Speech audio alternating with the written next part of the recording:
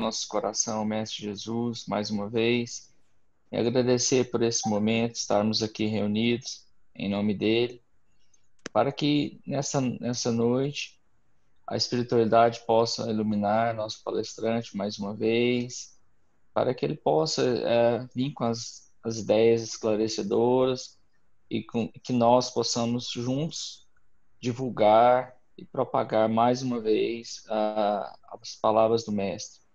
Que essa palestra seja repleta com muita luz, com muito amor e, e que nós juntos construiremos mais um conhecimento, adquiriremos mais conhecimento para esse momento. Que a paz, o amor esteja dentro de vossos corações. Que assim seja. Então, com muita alegria, nós damos por iniciado mais uma etapa, mais uma lição dos estudos sobre Atos dos Apóstolos com o professor Emílio Brasileiro. E neste dia nesta noite, né, melhor dizendo, nós iremos estudar o artigo 2º, versículos 37 a 41, que serão lidos pela Mary Margarete. Então, vamos lá. 3.000 batizados. Ouvindo eles estas coisas, compungiu-se-lhe os coração e perguntaram a Pedro e aos demais apóstolos: que faremos, irmãos? Respondeu-lhe Pedro: arrependei-vos e cada um de vós seja batizado em nome de Jesus Cristo para a remissão dos vossos pecados e recebereis o dom do Espírito Santo. Pois para vós outros é a promessa, para vossos filhos e para todos os que ainda estão longe, isto é, para quantos o Senhor nosso Deus chamar. Com muitas outras palavras, deu testemunho e exortava-os, dizendo: salvai-vos desta geração perversa. Então, os que lhe aceitaram a palavra foram batizados, havendo um acréscimo naquele dia de quase 3.000 pessoas. Só até aí, Emílio? Isso, até aqui. Então, ficamos, eu, a Marisley e a Tânia, né, de fazermos alguns comentários, né? Foi assim. Então, eu vou passar a primeira palavra para a Marisley, né?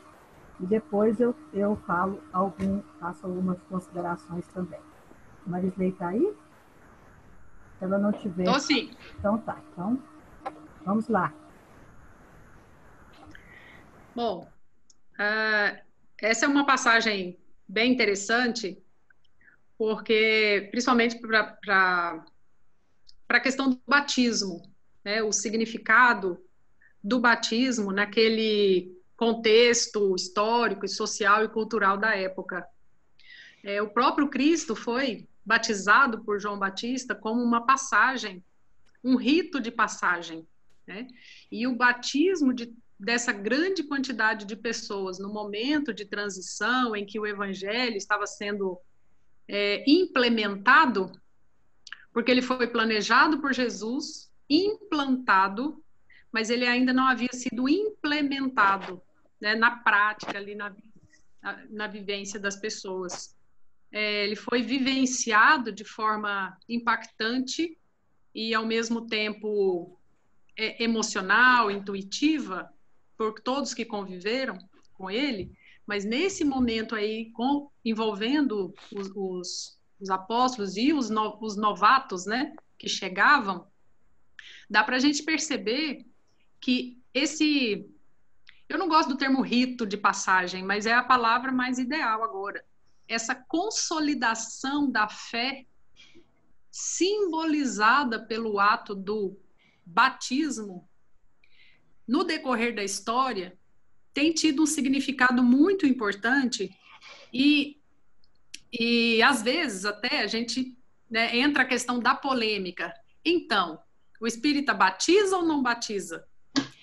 Batiza conforme outras denominações religiosas ao nascimento e vai passando por outros ritos de passagem, ou batiza mais tarde nas águas do Jordão? Quais são esses ritos de passagem? Kardec explica que esses ritos de passagem, eles devem acontecer constantemente. A evolução do espírito, ela é constante, gradativa, ela não é de uma hora para outra. Então, a evolução espiritual, ela não acontece a partir do momento que eu passe por um ritual ou passe por um momento impactante, né? A evolução espiritual, ela deve acontecer nos mínimos detalhes, todos os dias, nos nossos mínimos atos, no desenvolvimento mínimo, microscópico de cada virtude, de cada atitude nossa, no pensar, no agir, no reagir e no interagir com as outras pessoas. O que eu acho interessante é justamente isso, né? Não é da noite para o dia. A evolução espiritual, ela é lenta, mas é importante também a pessoa marcar a sua vida, a sua existência, com momentos. Tipo, a partir de hoje, então, eu vou aproveitar melhor o meu tempo. Então, eu estou passando por uma mudança. Eu tenho, então, eu estou numa situação nova, vivenciando uma cultura nova em função de uma dor, em função do medo da morte, em função de uma pandemia.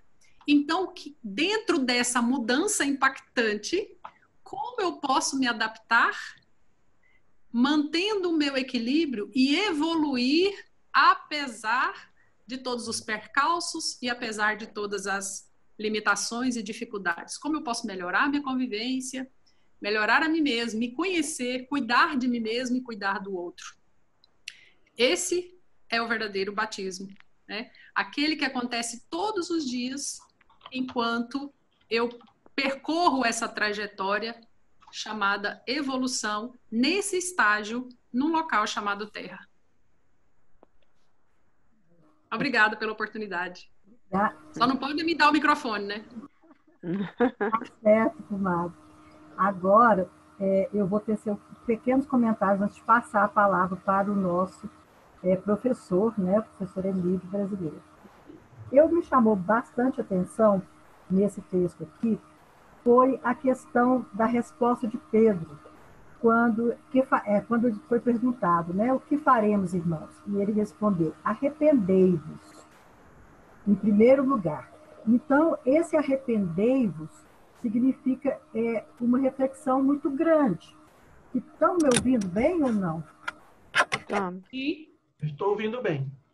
Porque, na verdade, é uma condição, né, que é dada para que nós possamos receber o batismo. Como bem disse a Marisley, o batismo que surge, no meu entendimento, e o entendimento da Marisley, pelo que eu constatei, seria uma paulatino, seria, como para os espíritas, uma reforma íntima. E o primeiro passo para essa reforma íntima é você se arrepender de tudo aquilo que te levou, né? que realmente nós tenhamos mais na nossa jornada ter tropeçado, né? As nossas vicissitudes em termos de erros mesmos cometidos, né? Então, as nossas falhas, nós nos arrependermos delas, dos nossos erros, e fazer o propósito de melhoria. E aí, no final, ele colocar, então, os que lhe aceitaram a palavra. E esse aceitaram também, no meu entendimento, vem dizer o seguinte, aceitou o quê? As lições de Jesus. E quais são essas lições de Jesus? O amai-vos uns aos outros, como eu vos amei, é o maior, né? Então, fora da caridade, não há salvação depois, posteriormente com Kardec. Mas, acima de tudo, seria esse grande mandamento que Jesus nos deixou. Então, nós temos que aceitar primeiro todo o Evangelho para que nós possamos nos colocar em condições de sermos batizados, de termos a nossa reforma íntima e de termos também o dom, que aqui fala o dom do Espírito Santo, mas que é a mediunidade mais desenvolvida, mais aflorada, uma mediunidade mais consciente. É o que eu entendi. Viu, Emílio? Agora a palavra é sua. Vamos lá. Muito bem.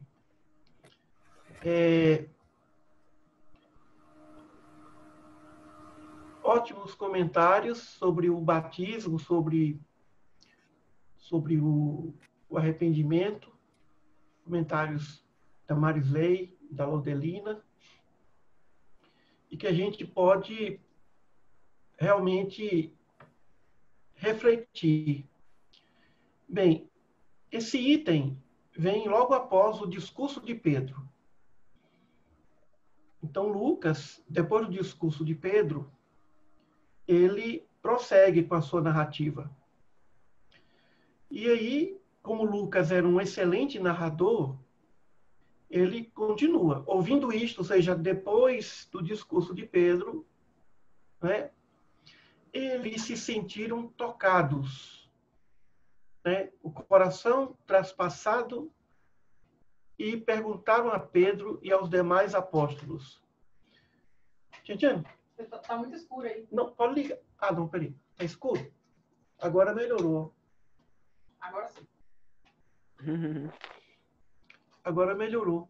Melhorou. Aqui é o nosso estúdio, né? Improvisado. Bem, vejam bem. O discurso de Pedro, então, tocou o coração da comunidade naquele momento.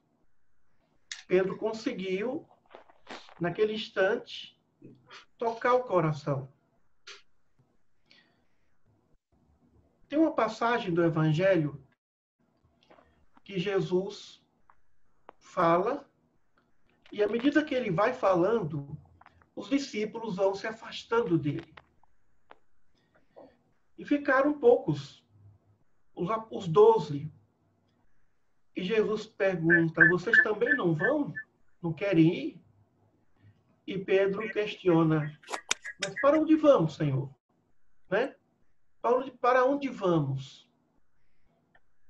Ou seja, o que Jesus estava falando a respeito da ressurreição, a respeito das verdades eternas provenientes de sua missão, acabou sendo questionado por alguns discípulos. E alguém pode perguntar, mas será que Jesus não tocou o coração desses? Mas Jesus ainda continuou, vocês também não querem ir? E Pedro diz, para onde vamos, Senhor? Não temos para onde ir. Muito bem. Nesse caso de Pedro, Pedro conseguiu tocar os corações. Por que Jesus não conseguiu tocar os corações daqueles que se afastaram? Porque aqueles corações não estavam ainda como uma terra fértil. Corações de pedra. Quando a semente é jogada numa terra infértil, em terreno pedregoso, ela não vai florescer. A semente não floresce. Portanto, aquele momento foi um momento propício para aquelas pessoas.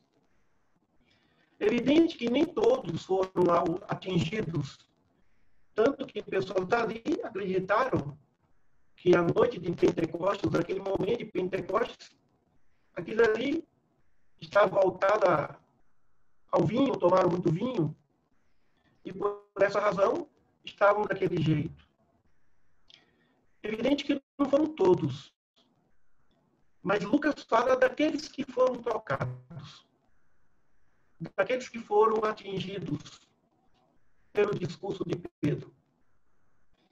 Então, não foi a mente que foi tocada, mas sim o coração.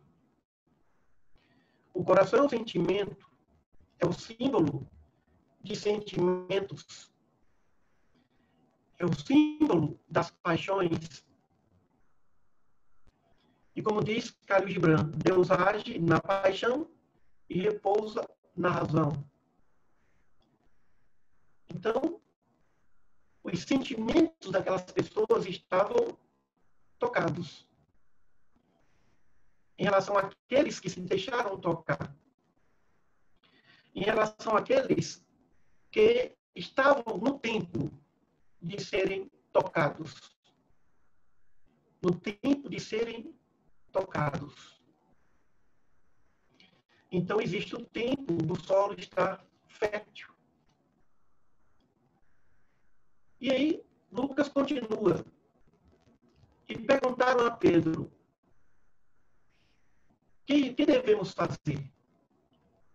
Agora que estamos sensibilizados com esse discurso, agora que estamos com sentimentos tocados, quando a mulher que sofria de hemorragia há 10 anos tocou Jesus, Jesus disse a Pedro, Pedro, alguém me tocou. Mas como, Senhor? Todos se tocam. Jesus estava no meio da multidão. Alguém me tocou porque de mim saiu uma virtude. Então, aquela mulher que pensou, se a menos eu tocar nas suas vestes, eu ficarei curada. Aí nós observamos que a comunicação verdadeira é a comunicação do coração. É a comunicação dos sentimentos. Mas alguém pode perguntar, mas não tem que passar pela razão? Tem que passar pela razão. A mulher que tocou as vestes de Jesus pensou. Ela raciocinou. Se ao menos eu tocar suas vestes, eu ficarei curada. Ela pensou, se dirigiu até a multidão, até ele. Ele não viu. Foi uma cura involuntária. Jesus curou involuntariamente aquela mulher. E ao tocar, o sentimento tocou as suas vestes. Então, aquelas pessoas que se sentiram tocadas, aquelas pessoas que estavam tocadas, como é que se deixa tocar? Aquela mulher estava há 10 anos sofrendo de hemorragia, gastou tudo que tinha em tratamentos médicos e não conseguiram resolver o seu problema. Como é que se deixa tocar? Como é que se deixa arrepender? Todos nós nos arrependemos. Mas o arrependimento por si só, o batismo simbólico por si só, não resolvem. O coração é que se arrepende, os sentimentos se arrependem. O processo do arrependimento vem de um processo de cansaço. Aquela mulher sofria de hemorragia física. O arrependimento vem de um cansaço, de uma hemorragia espiritual. Energias que são conduzidas, energias que se esvaem do espírito, sem que ele possa verdadeiramente encontrar paz. Trabalhos improdutivos, tempo desperdiçado. Então, como Jesus disse, eu não vim para os sãos, mas para os doentes. Como se tivesse algum são na terra. O discurso de Pedro, como o Sermão da Montanha, os discursos de Jesus, tocaram os corações. Mas somente daqueles que estavam cansados. Vinde a mim todos vós, que estáis aflitos, oprimidos e sobrecarregados, e eu vos aliviarei. Aqueles que estavam oprimidos, cansados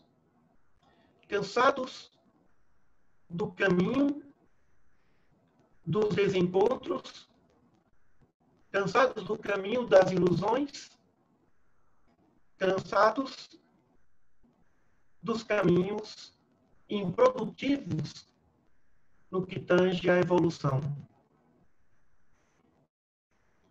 Então, para que o coração seja tocado pela mensagem, o indivíduo deve estar devidamente cansado também de errar. Eu já devo ter dito aqui, Santo Agostinho dizia: o único medo que eu tenho é que Jesus passe. Ou seja, que as oportunidades passem e eu não aproveite essas oportunidades. Que a graça passe e eu não aproveite. Porque realmente a graça passa.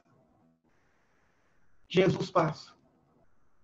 Hoje Jesus passou por nós, a graça passou por nós, e nós não aproveitamos as oportunidades. Talvez porque não tivemos disposição, não tivemos percepção,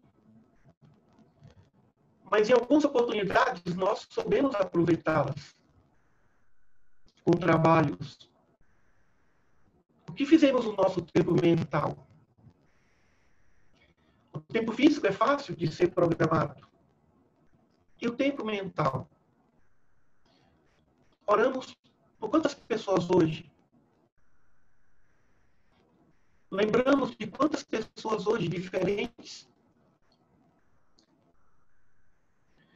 Eu começo a pensar sobre isso. A administração do tempo mental.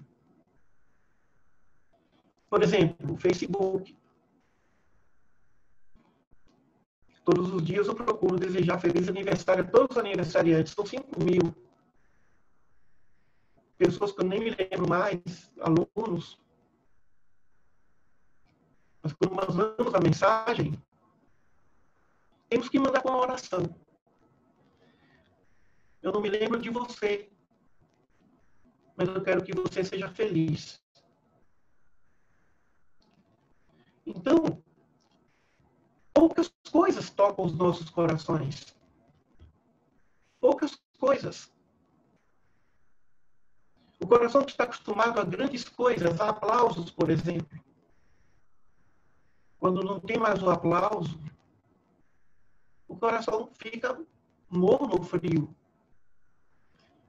A pessoa, quando se aposenta, um magistrado, é bem típico isso. Quando o magistrado se aposenta, que se transforma num funcionário público aposentado, ele sente a falta da reverência à autoridade que ele recebia. Quais são as coisas que tocam os nossos corações? Quais são as pessoas que tocam os nossos corações? Quais são os trabalhos que tocam os nossos corações? Quais são os lugares que tocam os nossos corações? Porque para que possa existir a mudança, para que possa existir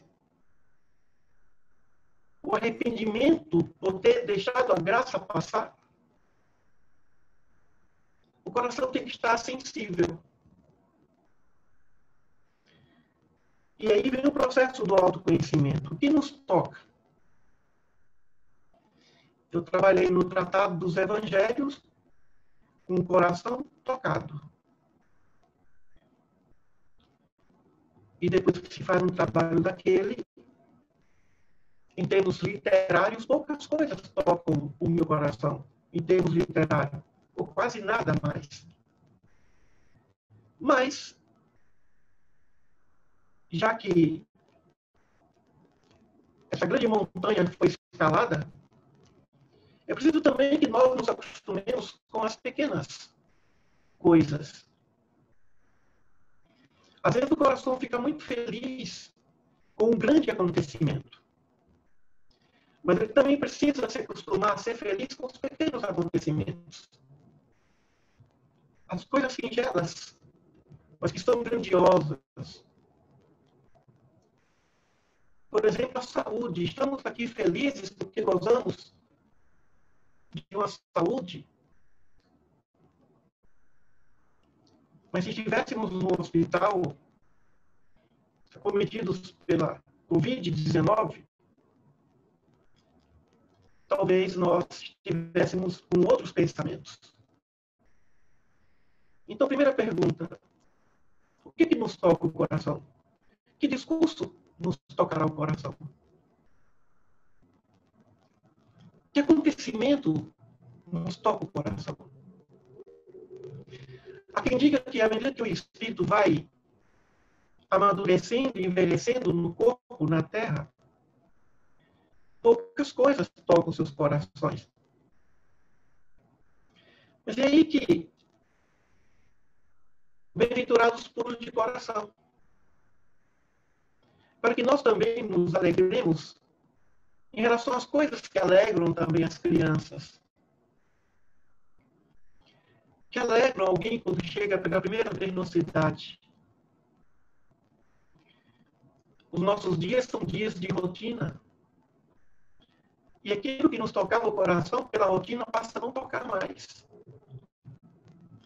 É como aquele primeiro prato de uma comida saborosa que nos tocou. Pela 10ª vez, já não nos toca mais.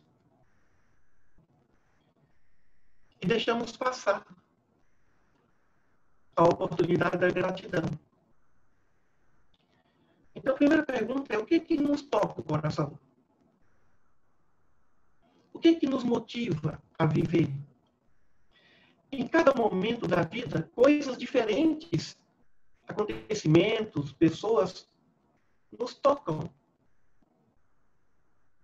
Como o apóstolo Paulo dizia, quando eu era criança, eu me alegrava pelas coisas que alegram a criança. Agora que eu sou adulto, eu me alegro pelas coisas que devem tocar o coração do adulto. Então, o que nos toca? O que nos toca profundamente o coração a ponto de nos levar ao arrependimento? O amor toca o coração. A maternidade toca o coração. A paternidade. Ser vovô, vovó toca o coração. A família toca o coração. Mas estamos falando em tocar o coração para a alegria, para a vontade de ser melhor. Foi feito um estudo no Texas, houve um tempo nos Estados Unidos, que no Texas, por algum momento, a pena de morte foi abolida. E aí liberaram algumas pessoas. E tinha lá um homem que foi condenado por diversos crimes. E um estudioso queria saber se realmente as pessoas mudam. E esse homem que praticou tantos crimes encontrou o sentimento de uma mulher. E o estudo que foi feito com esse homem viu que ele realmente mudou pelo sentimento daquela união. Então o amor toca, o amor muda. O amor entre as pessoas em seus diversos níveis. Quando nós experimentarmos as alegrias da oração e pudermos trabalhar pela oração em favor dos outros e sentirmos tantos arrepios e depois tantas lágrimas, podemos, pela oração, intercedido por aquela pessoa, por cada pessoa, objetos daquelas orações. O prazer de ler. O prazer da leitura toca os corações. E depende da leitura. Se nós fazemos alguma coisa que não nos dá alegria, nós temos que analisar essa coisa. Ou encontrar nessa atividade profissional, atividade trabalhosa, uma motivação. Olha, antigamente eu visitava a prisão, eu não sentia, não gostava daquilo. Mas depois eu comecei a visitar a prisão por outras razões. E depois eu descobri que o prisioneiro era eu também, o visitante. Então, aquelas pessoas se sentiram tocadas, a ponto de dizer: que devemos fazer? Como o apóstolo Paulo diante de Jesus: Senhor, o que queres que eu faça? O indivíduo diz: o que é que eu vou fazer? O que você quer que eu faça? O que é que eu preciso fazer? Onde eu posso trabalhar nessa instituição? Onde eu posso me encaixar aqui? O verbo é fazer. Fazer é executar alguma coisa, fazer alguma coisa. Ou seja, agora que eu estou com o coração motivado, agora que eu estou com o coração tocado, eu quero sair da inércia. Eu quero fazer alguma coisa para agradar o meu coração. É aí que começa o processo. Porque quando vai fazer coisas novas, porque o coração está renovado, está tocado, aí Pedro diz o primeiro ponto, o primeiro passo, que não é o último passo, é o primeiro. Arrependei-vos. Ou seja, se arrependa do que foi até agora, do que fez até agora. Mas não é um arrependimento carregado de sentimentos de culpa ou de remorsos. Porque isso é sofrimento. É o arrependimento de quem muda o rumo, o caminho. Arrependimento significa mudança de trajetória. A bússola está apontada para outro lugar, para outro momento. O pensamento está voltado para outra sequência, outra frequência, outra sintonia. Quando você muda de canal, no rádio, pela televisão, automaticamente você está dizendo: eu me arrependo de estar naquela outra programação. Eu não quero estar naquela frequência. Eu vou para essa outra frequência. E não precisa lamentar porque estava ali na outra frequência. Quando você muda para a frequência que você quer, você não tem tempo de lamentar, de chorar, por ter estado naquela outra frequência. Porque agora você está na frequência renovadora. Você está incomodado com aquela programação. Você não quer mais aquela frequência. Então você muda, e vai para o canal que você quer. Você fica com o controle e vai mudando. Mas não vai chorando porque estava ali perdendo um tempo, achava que estava perdendo tempo naquela programação. Você agora está feliz com a sua nova programação, com a sua nova sintonia. Arrependimento não é sentimento de culpa. Arrependimento não é remorso. Arrependimento é atitude de mudança. De uma frequência para outra frequência. De uma frequência de desrespeito aos direitos naturais de alguém para uma frequência de respeito aos direitos de alguém. Não só de alguém, mas de si próprio. Então, qual é a frequência que nos incomoda? E qual a mensagem que está chegando para que nós mudemos de frequência? Nesse momento de pandemia, as pessoas estão tendo a oportunidade de ver suas vidas de longe. Porque saíram, a maioria delas, saiu daquela rotina. E a rotina nos cega, a rotina nos impede de enxergar certas coisas. E agora, fora um pouco da rotina, a humanidade está um pouco fora da rotina. O planeta todo está fora da rotina. Mesmo naqueles lugares que não tem a pandemia de forma tão acentuada. Então, mudamos. O incômodo. É o incômodo que nos faz mudar. E esse incômodo vem com sofrimento, vem com dores. Esse incômodo vem com lágrimas. Todo uma insatisfação, crise existencial. Não, estou cansado disso, não quero ser disso. E Pedro ainda diz, e cada um de nós seja batizado no nome de Jesus. Como ele falou, o batismo é um gesto simbólico de dizer, eu estou deixando para trás essa vida, porque agora estou para outra vida. Eu estou deixando para trás essa sacrifício.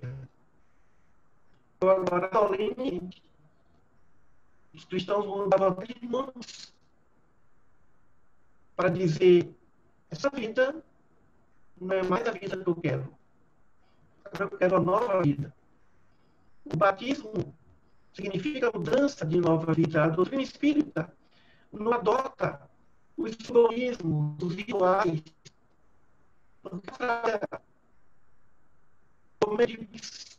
infelizmente espirituais. Mas ela não condena os rituais, a liturgia, mas ela não aceita, não há necessidade. Jesus não praticou rituais, liturgias, procedimentos litúrgicos. Não adorou imagens, mas também não condenou. E se deixou ali naquele gesto solene ser batizado por João para que cumprisse as escrituras. João disse, eu não tenho que fazer isso, o Senhor tem que fazer isso comigo. Eu sou digno de atar suas sandálias. Então, o batismo significa o ato de deixar para trás o que tem que ser deixado para trás. Não voltar mais para aquela sintonia. E permanecer nessa de sintonia e buscar mais sintonias, outras sintonias superiores que vão nos dar felicidade. Vão nos dar novas motivações. Então, batismo significa a mudança definitiva do rumo. O arrependimento é a mudança da sintonia. E o batismo é a permanência da nova sintonia. Somente essa permanência, essa perseverança, nessa nova sintonia de amor, de misericórdia e de compaixão, será possível evoluir.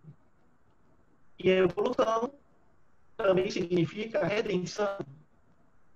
E redenção também significa pagamento de pecados, ou seja, o que significa remissão de pecados? Significa purificar os sentimentos, melhorar o nível dos nossos sentimentos, cada sentimento. E quando o espírito está nesse nível, ele passa a ser o canal dos bons espíritos, um canal dos espíritos superiores. Meus amigos, não é fácil amar a Deus sobre todas as coisas. Não é fácil, porque quem conhece a face de Deus? Quem conhece a face de Deus? Quando pensamos em Deus, nós imaginamos o universo, nós imaginamos o ser espiritual. Quando pensamos em Deus, pensamos em quê? Qual é a nossa imagem de Deus? Se nós pensarmos bem, estamos muito distantes desse primeiro mandamento. Mas também não podemos imaginar os anjos, a pureza infinita desses seres superiores, desses espíritos puros. Isso é possível imaginar. E mesmo a mais fértil das imaginações, você imaginar Deus em nossos níveis, E quando não se consegue nem imaginar, não se consegue amar. Portanto, a motivação de amor que temos para o nosso próximo, para com o ser superior, é muito superior à motivação do nosso amor por Deus, porque nós não conhecemos a face de Deus. O amor a Deus ainda não motiva o ser humano, porque ele não conhece a face de Deus. Ele pode, pela imaginação, conceber a comunidade dos anjos. Ele pode conceber isso e ele pode entrar nessa frequência e ele pode se elevar pelas frequências angélicas.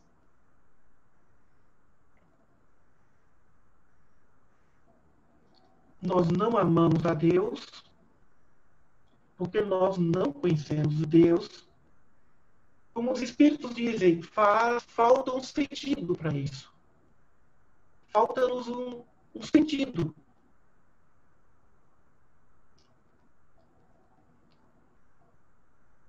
Ah, mas eu não posso sentir Deus, mas sentir Deus.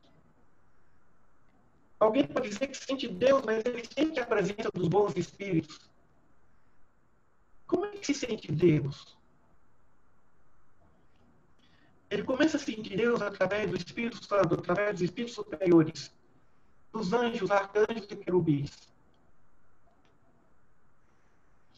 E Pedro continua: pois para vós é a promessa, assim como para vossos filhos e para todos aqueles que estão longe. Pois, isto é, para quantos o Senhor nosso Deus chamar. Então é Deus que nos chama. É como Jesus disse: vocês não me escolheram, eu que escolhi vocês. E Deus nos chama todos os dias, todas as horas. E Ele é muito sábio para nos chamar pela frequência que vai nos tocar. Não vou falar aqui hoje sobre o caminho do amor a Deus, mas o caminho de buscar esse amor, de encontrar esse amor, por meio de encontrar a face de Deus. Mais uma vez, Pedro continua: salvai-vos dessa geração perversa. Ou seja, se livrem dessas práticas, desses hábitos perniciosos que nós estamos acostumados já há tanto tempo. E que ainda pertencemos a essa geração. Nós pertencemos a planetas de provas e de expiações. Alguém me perguntou se depois da pandemia realmente o Brasil, o mundo, vai estar num novo planeta de regeneração. Estamos muito longe de planeta de regeneração. Muito longe. Talvez daqui a 21 anos, talvez, não sei quando. Estamos falando de pandemia e esse ano estamos morrendo 3 milhões e meio de pessoas de fome. E estamos falando de regeneração. Estamos falando de regeneração para o planeta em que, nos 4 meses desse ano, morreram 3 milhões e meio de pessoas de fome. Isso é utopia, não é verdade? Não estamos passando por uma transição. Estamos passando por uma crise que vem frear o materialismo, mas não vem mudar os corações. Os corações que se mudam. Temos que lutar para que esse planeta não regrida a condição de provas de expiações. Porque o planeta de provas de expiações é uma evolução. É uma evolução. O que a espiritualidade quer é que não saiamos da condição de planetas de provas de expiações para o planeta de trevas. Porque regeneração não é possível agora. Precisaremos de muitos milênios. Isso vai acontecer quando nós pensarmos primeiro no outro do que em nós. Quando isso for oferecido. Regeneração significa mudança. Mudança do ego. Mudança da mente, metanoia. cuidado com essa ilusão de que estamos passando por uma transição que vai nos levar, enquanto uma pessoa morrer de fome no planeta, ele não vai sair da condição de provas e de expiações. Enquanto uma pessoa só morrer de fome, e esse ano, em 4 meses, em uma projeção, 12 meses, então teremos mais de 10 bilhões de pessoas até dezembro, morrendo de fome, falta de comida.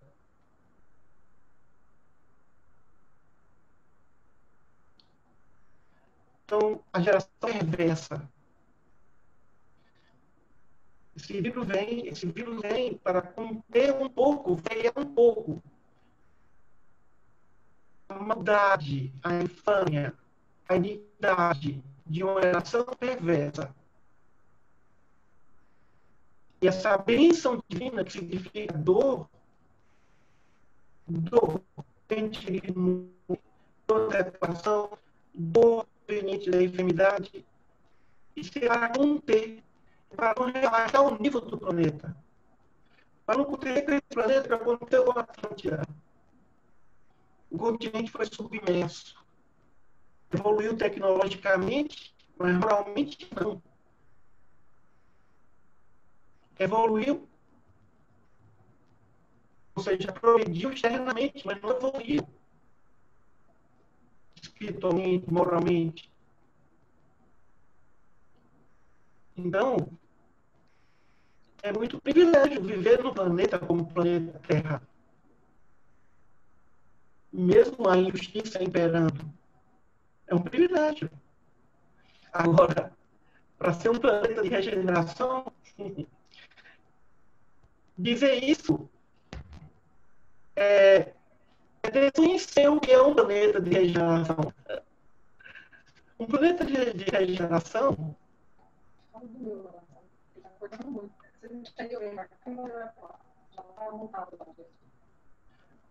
vou convidá-lo a passar para o outro estúdio. Como é que está o som aí? Continua? Está cortando? Está cortando o som? Está no bate-papo. O som piorou. Então eu vou para lá. Só um minutinho. Pode chegar, eu fico aqui. Aí você fica aqui, eu vou lá. Só um minutinho que eu vou para outra sala.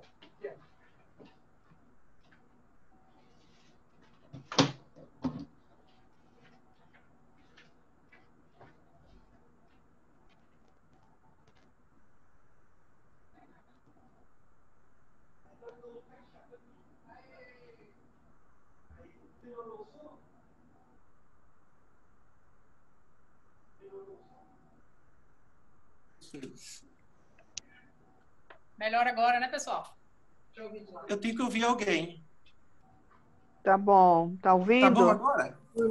Tá bom, melhorou. Então, eu vou dizer o que significa um planeta de regeneração. É quando a justiça começar a ser superior à injustiça. É quando ninguém mais... É quando não tiver ninguém morrendo de fome. Vai morrer de outras coisas, mas de fome não. De fome é básico. Fome é necessidade. Quando não se morrer mais pelas necessidades básicas. Devido à falta do necessário. Isso vai levar ainda alguns milhares de anos. Então, essa é a concepção de um planeta de regeneração. Só um minutinho. Fecha a porta aí, gente. Fecha aqui a porta. Porque eu estou me ouvindo. Bom, para finalizar, estamos muito distantes disso. O que nós precisamos é lutar para não sairmos das condições de provas e de expiações. Para sermos rebaixados e submersos como Atlântida foi submersa. evoluiu muito tecnologicamente, mas não evoluiu moralmente. O continente foi submerso. A espiritualidade está na tentativa para que o planeta não saia do seu nível. Então, algumas pessoas podem dizer, depois dessa pandemia, o mundo vai mudar e aí vamos entrar numa nova era, a era de um planeta de regeneração. Isso não é verdade. Isso não é verdade. Isso não tem base em fatos. Isso é vontade e não verdade. Eu não me lembro se algum noticiário disse que 3,5 milhões de pessoas morreram esse ano só de fome. Fora as doenças que provêm da miséria material.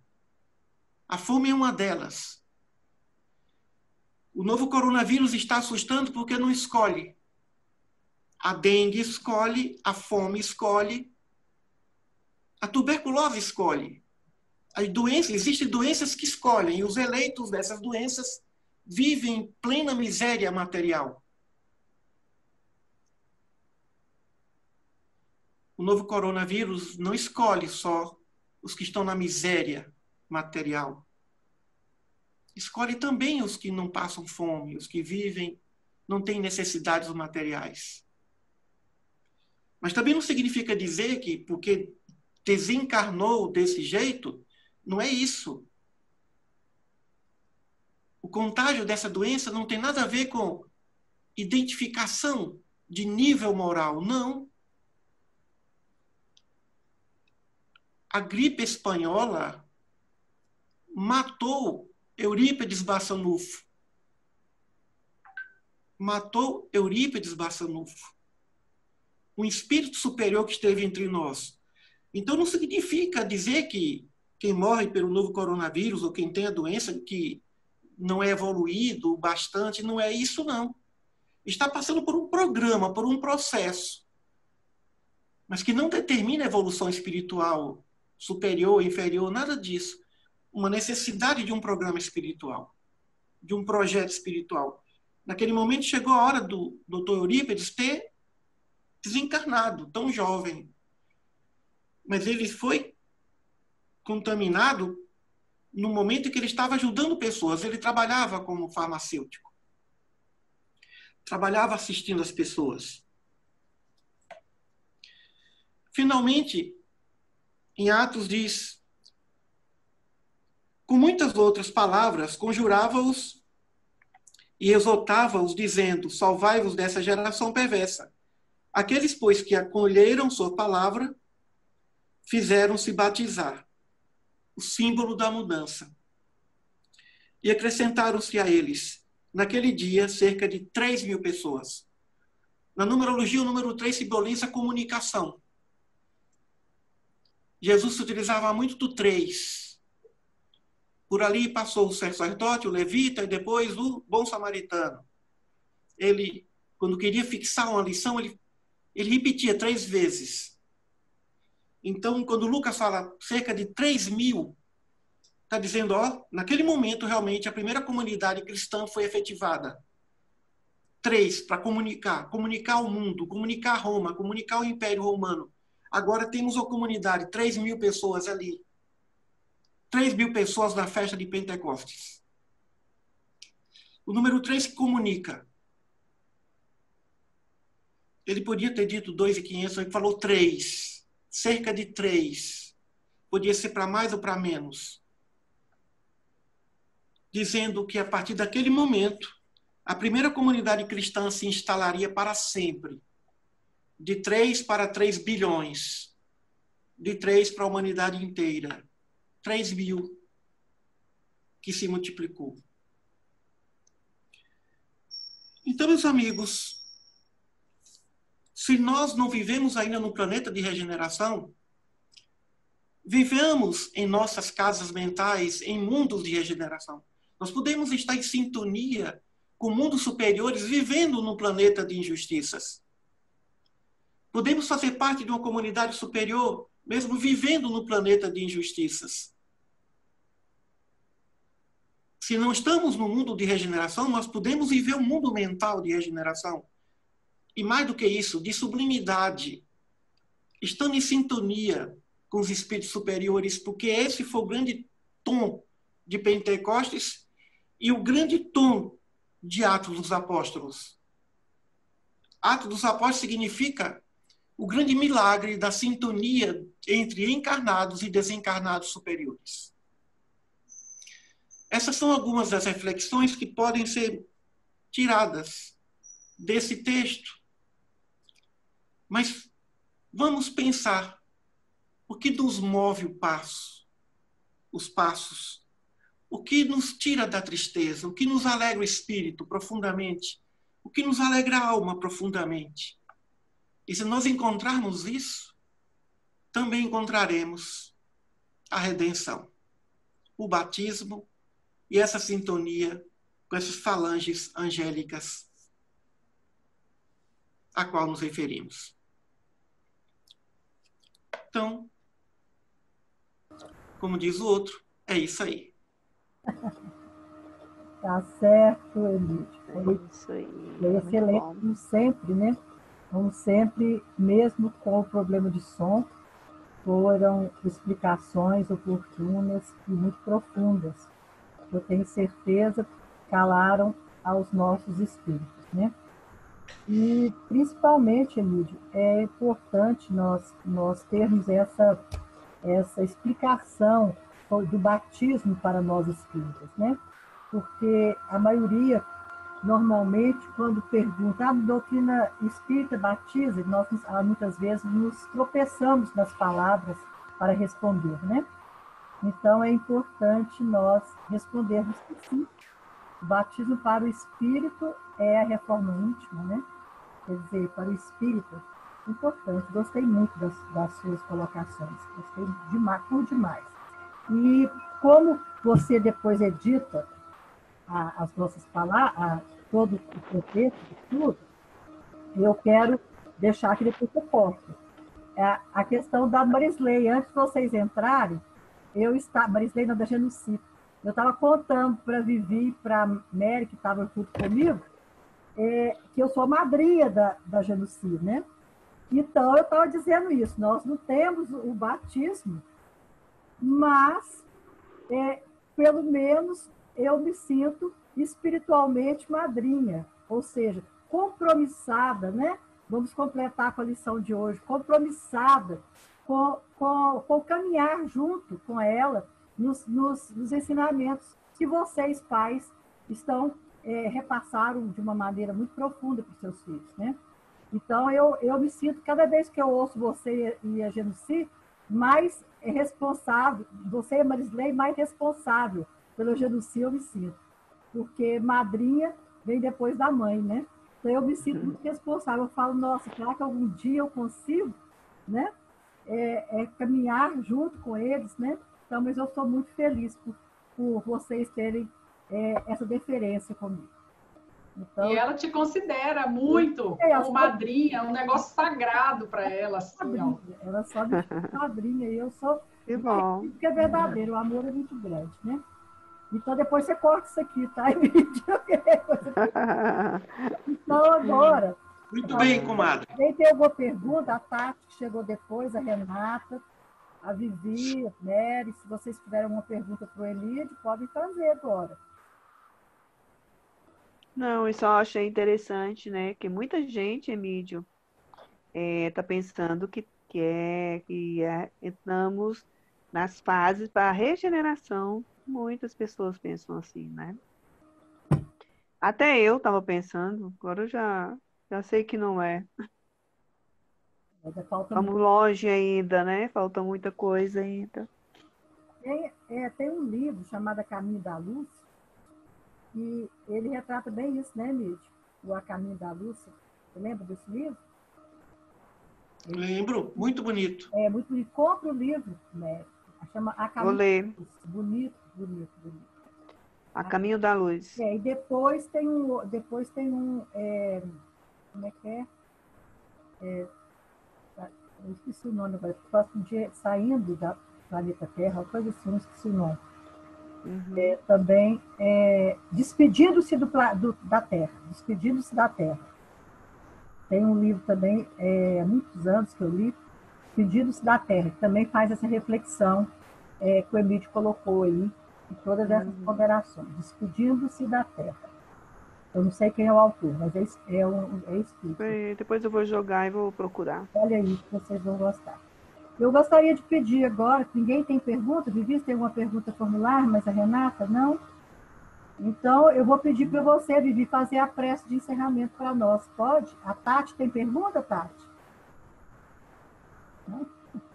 Então, vou pedir para a Vivi fazer o encerramento para nós.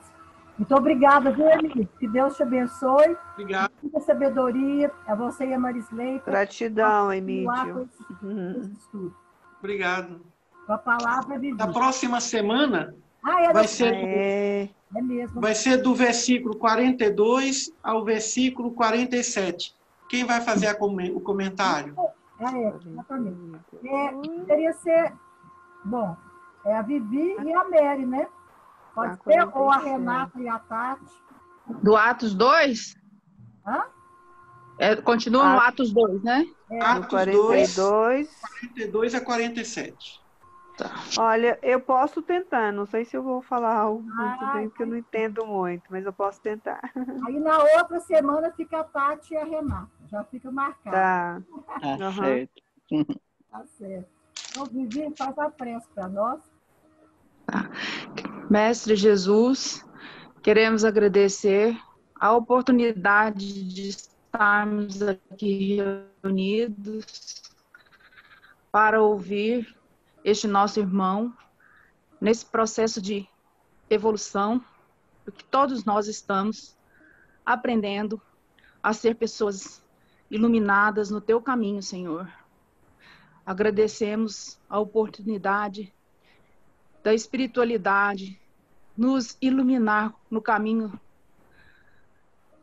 no teu caminho, Senhor, no caminho da verdade, no caminho em que podemos ser luzes, podemos transmitir o amor à terra através das nossas energias, nas nossas vibrações, frequências de harmonia e de muita paz. Obrigada pela oportunidade, Senhor, mais uma vez, e que possamos ter uma noite restauradora no teu amor, na tua paz. Assim seja.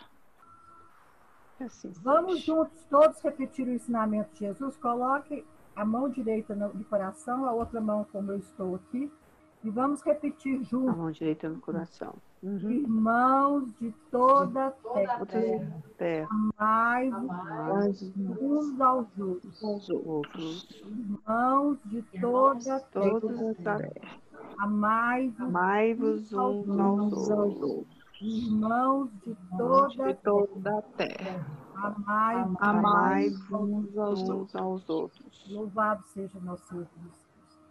Para sempre seja. Obrigado, gente. Tchau. Amém. Tchau para todo mundo. Obrigada. Boa noite. Bom te ver, Tati. Até a próxima.